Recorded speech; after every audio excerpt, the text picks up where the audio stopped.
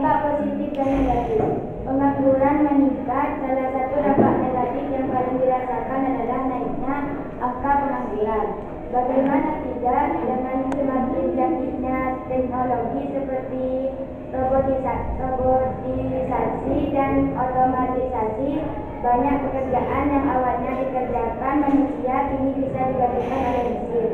Menurut laporan Forum Ekonomi Dunia, sekitar 14 juta posisi bisa hilang dalam 5 tahun ke depan saja akibat otomatisasi dan robotika. Waduh, angka yang cukup mengkhawatirkan, bukan?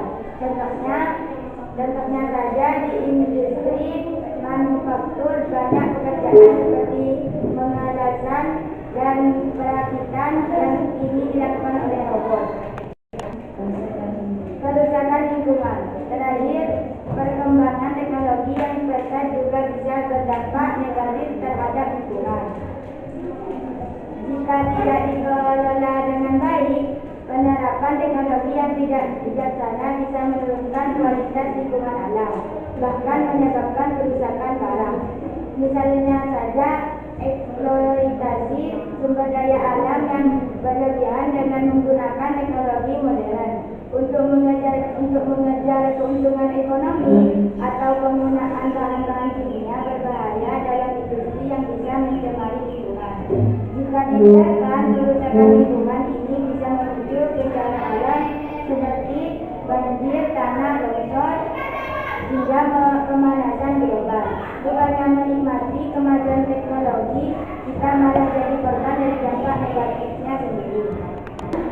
Mendorong sikap kepemimpinan. Pengembangan sumber daya manusia memiliki peran yang signifikan dalam mendorong sikap kepemimpinan di dalam organisasi atau perusahaan.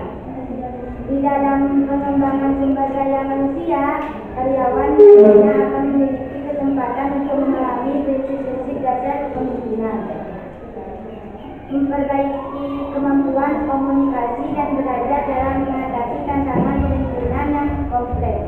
Selain itu, pengembangan sumber daya manusia juga dapat mencakup pemberian tanggung jawab yang lebih besar kepada karyawan. Ini memberi mereka kesempatan berinisiatif, mengambil keputusan, dan memimpin tim.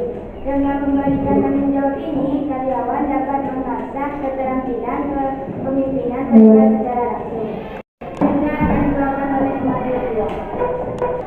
Meningkatkan kinerja karyawan. Pengembangan sumber daya manusia berperan krusial dalam meningkatkan kinerja karyawan.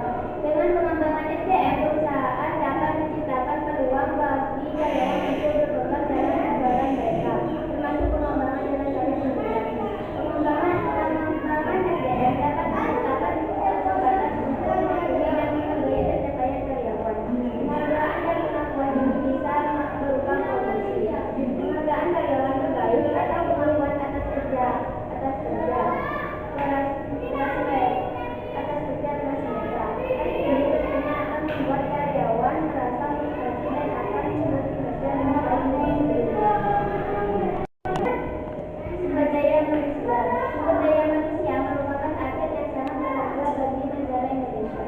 Menurut data Badan Pusat Statistik (BPS) terbaru, jumlah penduduk Indonesia kini telah mencapai sebanyak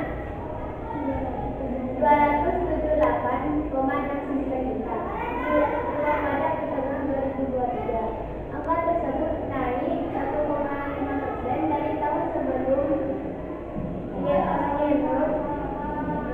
Pada pertengahan 2022, jumlah penduduk di Indonesia yang sebanyak 205,67 juta jiwa. SDM Indonesia memiliki beragam potensi dan tantangan yang signifikan. Salah satu aspek dari SDM Indonesia adalah keragaman budaya dan dunia hidupnya. Indonesia terdiri dari lebih dari 17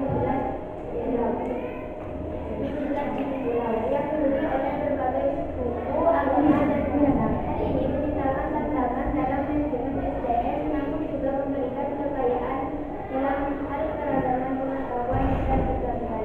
Pemerintah Indonesia dalam berupaya untuk mempertahankan keberagaman ini sebagai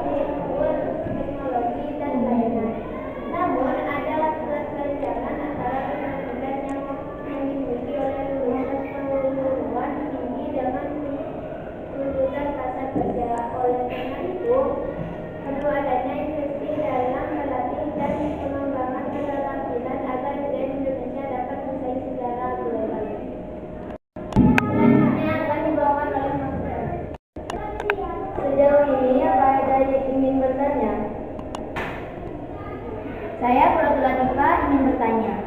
Dan berapakah jumlah penduduk Indonesia? Jumlah penduduk di Indonesia kini telah mencapai sebanyak 278,69 juta. Cukup sekian presentasi